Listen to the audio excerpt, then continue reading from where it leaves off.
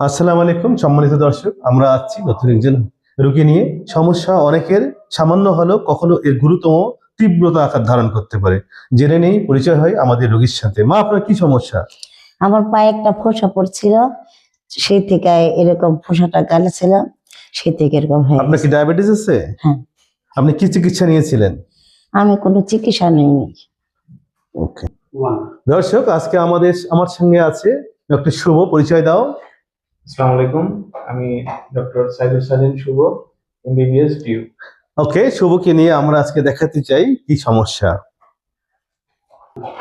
আমরা আজকে জানবো যে তার এই পায়ের বাম বুড়া আঙ্গুলের মাথায় ছোট্ট একটা ঘা হয়ে গেছে, এবং উনি এটা প্রথমেতে অত বেশি গুরুত্ব দেয়নি। এখানে উনি সুই দিয়ে সেই পুঁজ বা ময়লাটা বের করার চেষ্টা করেছে, এবং এটা বেশি তীব্রতা আকার ধারণ করেছে। এখন এখানে চাপলে তার অনেক সময় পয়জন বা বের হয়, এবং খেয়াল করতে পারছে যে চামড়াটাও নষ্ট হয়ে যাওয়া।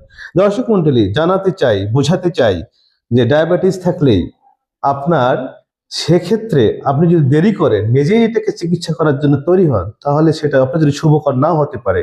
পরিণামে আপনার ছোট ঘা থেকে পরে ঘা হতে পারে।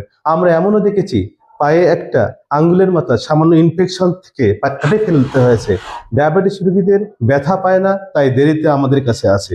তাই আপনাকে সচেতন করতে চাই, আপনি যদি আপনার ডায়াবেটিস থেকে নিয়ন্ত্রণে রাখুন, এবং আপনার কোনো একটা পায়ের নিয়মিত যত্ন নিন, এবং পায়ের কোনো ঘা দেখা মাত্রই আপনার ডাক্তারকে দেখান।